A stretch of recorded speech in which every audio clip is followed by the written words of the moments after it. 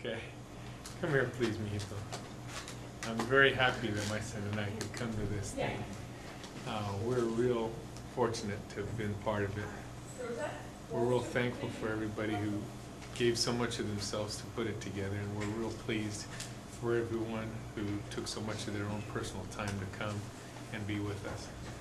And we're sure that many people are taking away many things from this, both personal as well as community opportunities to do things in themselves and with other people in their community.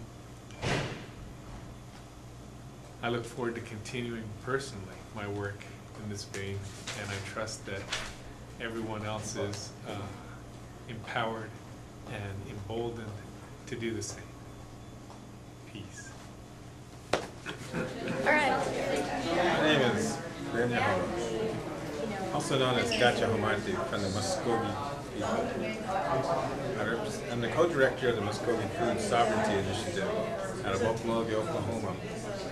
And I'm here to share and to be shared with the information that everyone at this conference has brought here regarding racism and ways to dismantle racism.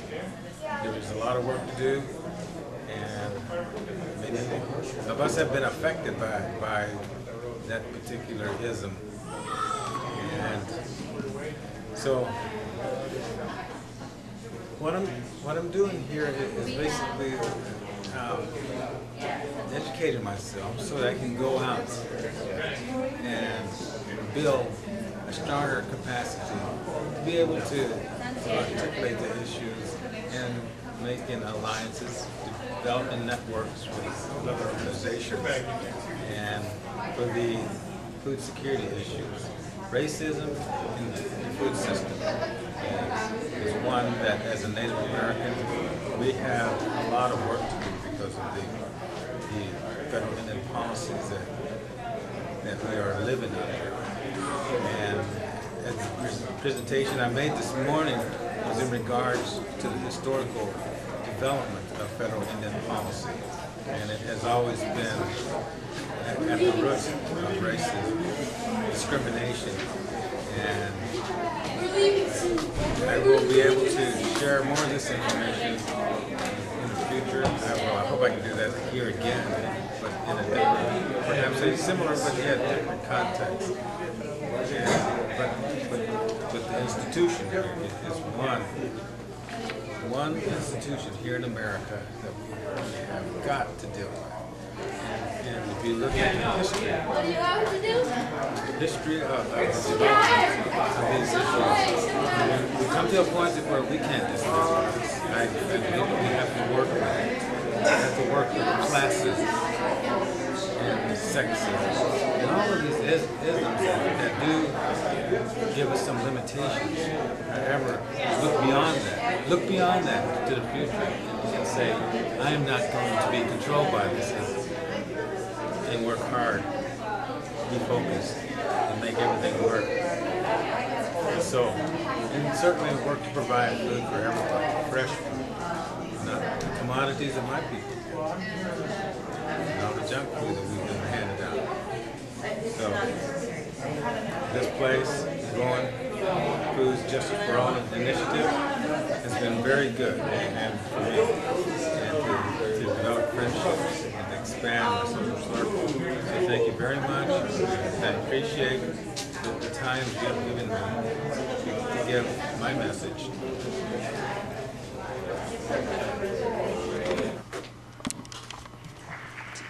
Can you tell us your name and where you're from?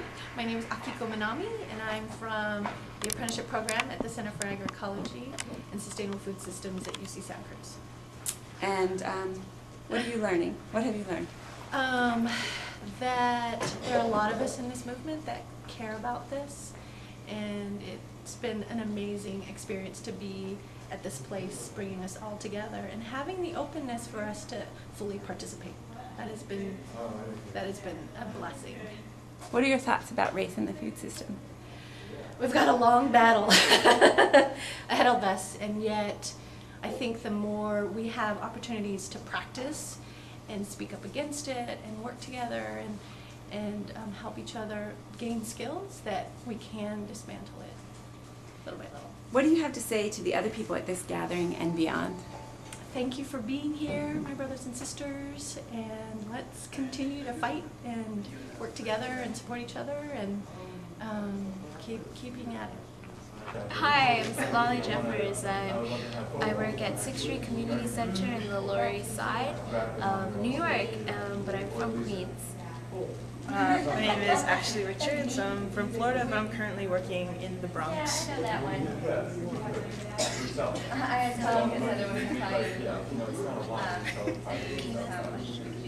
Yeah, what are you learning at the conference? What have you learned? What have I learned at the conference? I've learned the importance of safe space and giving people room to talk and respecting what people say and learning how to respectfully listen and respectfully talk and what that looks like and what it feels like and how to create that kind of space. And there's not really a lot of it in our lives.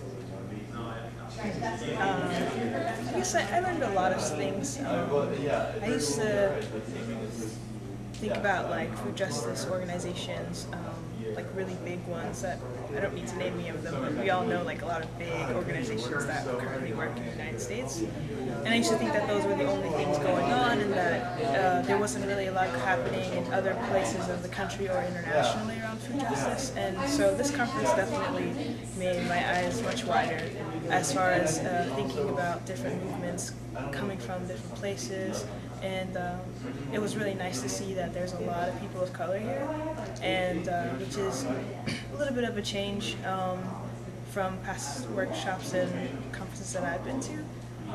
So that was really important for me to see that, and it's nice to have this like component of community building, which seems to be like a lot in the air or atmosphere in this conference, which is like trusting people, giving people safe space, community building and networking and working together to dismantle this big thing that's so in depth and so ingrained in our minds and our society and things like that. So it's real nice that people wanted to move forward and that this is like not the only thing that's going to ever happen. So I'm hoping that there's going to be another conference next year and the year after and after and after until like, yeah, I can remember more until we really get some like really deep roots to challenge the deep roots that are really negative. That's awesome. You hit the nail on the spot. Yeah. It definitely can really resonate with a lot of the things you said. It feels good to feel part of something and not feel like some kind of lone flower in a big field of grass, like it feels good to see that there's other seeds out there all over the country, and also to know that something that you've identified, something that you see is wrong, other people have seen it too and are ready to talk about it and be honest about it and work towards changing it. And I think that's really empowering to take home, to feel that I could call somebody else, I could think about somebody else and know that our work is important, it's valued, and it's serious, and people are out there ready to support you. So yeah. Lady power!